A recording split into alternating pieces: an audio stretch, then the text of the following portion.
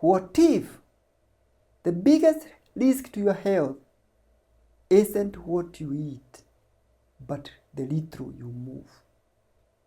Imagine a typical day.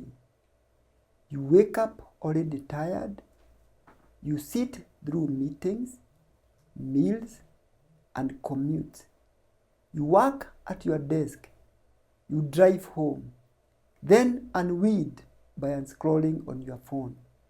You fall asleep exhausted, only to repeat it all over again tomorrow. No dramatic symptoms, no loud warnings, just quiet change building in the background. That is why physical inactivity is so dangerous. It is silent and it is massive. According to the World Health Organization, that 1% of the adults worldwide, about 1.8 billion people, were not active enough in 2022. 1 in 4 adults, 1 in 5 adolescents fail to meet the basic activity levels. That is not a niche issue. It is a global epidemic hiding in plain sight. Hi, I'm Dr. Joshua Derito, a family physician. I have interest in public health and cancer prevention and treatment. In this video, we break complex science into simple steps you can use today, because action is what makes a difference. Today, we look at the physical inactivity, the global epidemic that we are not talking about. What is physical inactivity? Physical inactivity means falling short of the movement your body needs to stay healthy on a daily basis.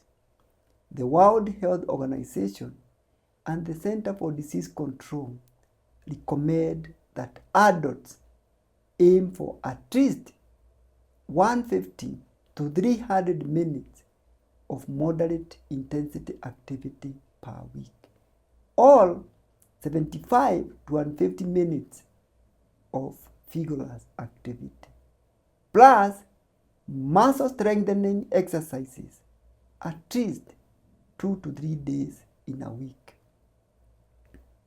You do not need to become an athlete, but if most of your days involve sitting, driving, washing, scrolling, your body is likely paying the hidden price. Why does this matter so much? This is not just about being in shape. It is protecting your energy, your strength, your independence, and years of life.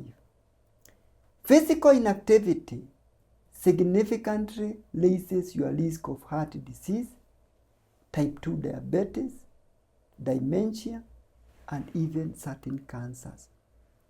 On the flip side of the scenario, regular movement improves your sleep.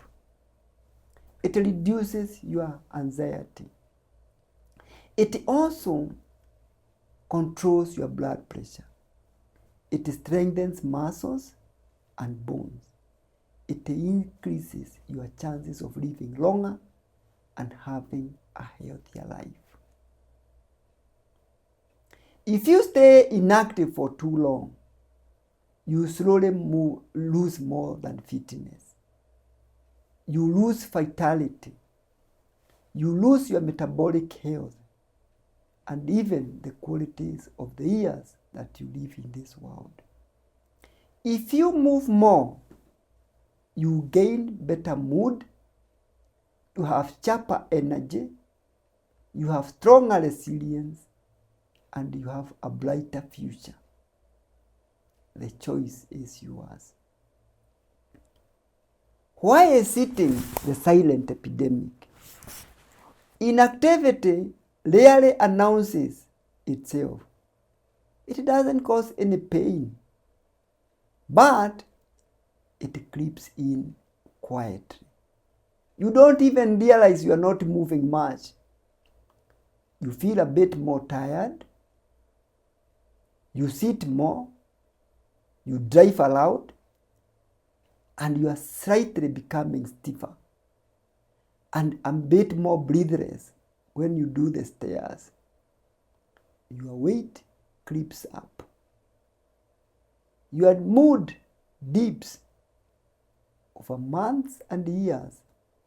These small changes compound, and when they compound, they lead into high blood pressure, elevated blood sugar, joint problems, poor sleep, low motivation, and then you have diseases of lifestyle. This theft on your health is gradual. You don't notice it until you are told you have high blood pressure, you have blood sugar, and that is what makes inactivity so dangerous. And that's why we don't even talk about it. The trap of the modern life. Our world is engineered that we don't move on our daily life. We sit to work, we sit traveling, we eat sitting, and even we sit to entertain ourselves. We tell ourselves, I'm just busy. I'm too tired. I'll start next week. The weather is not right. The day is busy. But every week you delay, the cost grows.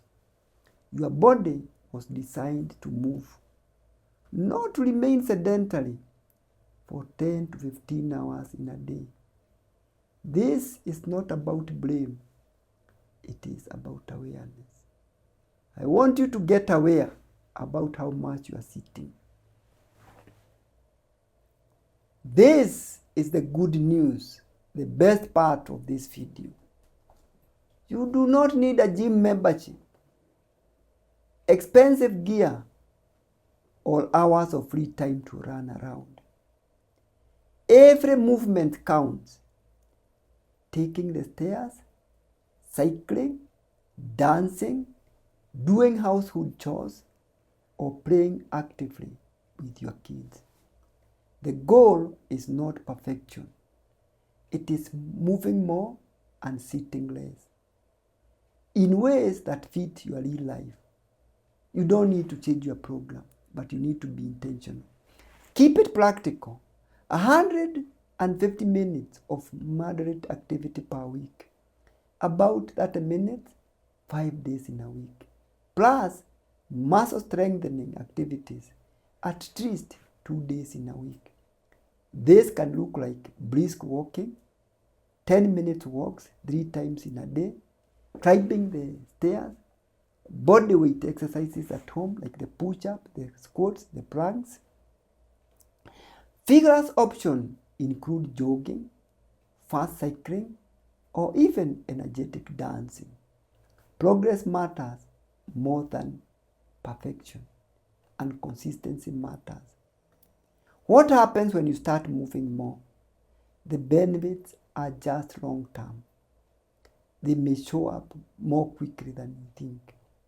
Regular movement quickly improves your energy levels, your mood and mental clarity, your sleep quality, your blood pressure, your daily confidence, and even your mobility. Even short bouts of activity reduce anxiety and help you feel better almost immediately. Simple ways to start. Start exactly where you are now. Easy entry points. Take a 10-minute walk after meals. Choose the stairs instead of the elevator. Stand up and stretch or walk every hour.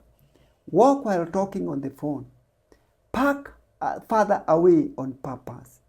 Do 10 to 15 minutes of bodyweight exercises at home. Dance your favorite music. Try share exercises if mobility is limited.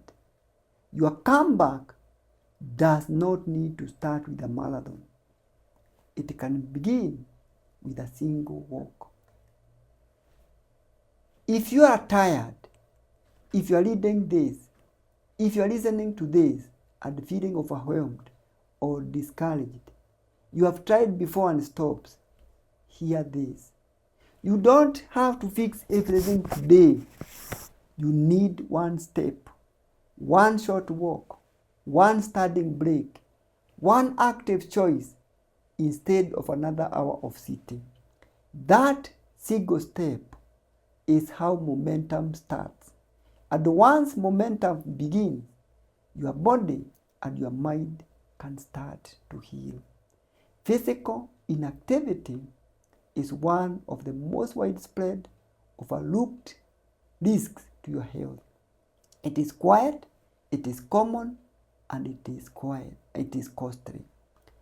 But it is one of the most changeable things that you can reverse in your lifestyle. You don't need to feel guilty. You don't need fear. You fight it with movement. However small you start. Move your body today. Protect your heart. Protect your metabolism, your mood, and your strength, and even your future. Do not wait for pain. Wait for a diagnosis. Do not wait for someday. Start today. Walk, stretch, and move. Because the body and the life you will save are your own. We were created to move. If you like this video, please share it with someone who is sitting too much. And if you want better ways to learn how to move your body, visit the Wellness Health Medical Center for personalized care. And you can join the Health Insight 360 coaching program on personalized movement. Thank you for watching. We meet in the next video.